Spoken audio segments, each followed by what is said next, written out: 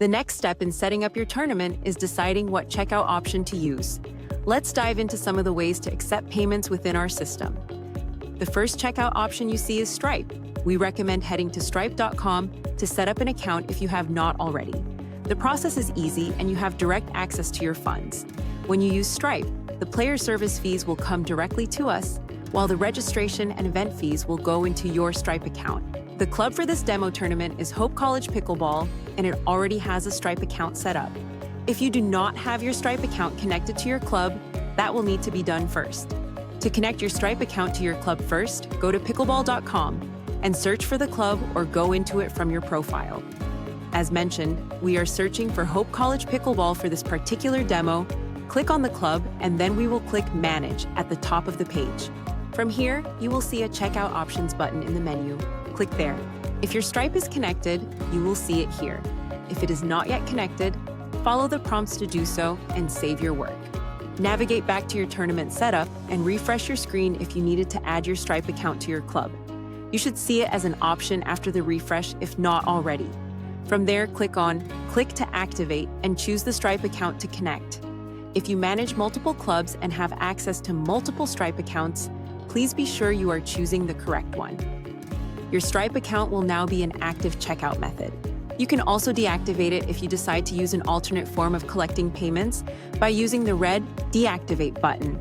Please note, however, that your tournament must have at least one active method to collect payments before registration can open.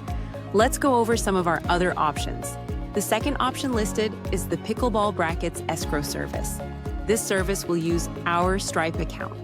You'll be able to accept payments, process refunds, and you will get a check or direct deposit to your account processed within a 30-day window once your tournament has ended. This costs $2 per player, plus the cost of any Stripe service fees. The player will still pay their own service fee.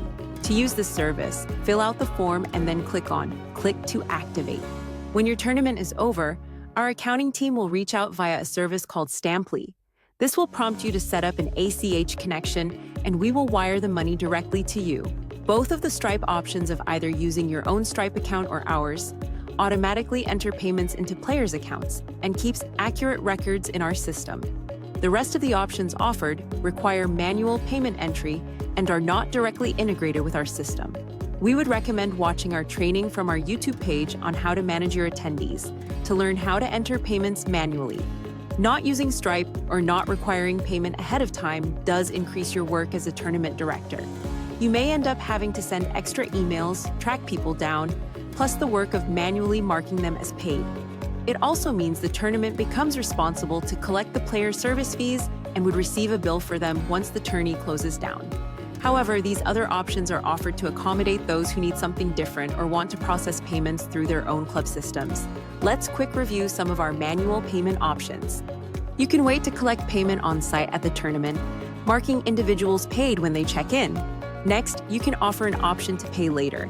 Your players will get an email notification 7 days before the deadline, but you will have to manually manage the waitlist for non-payment.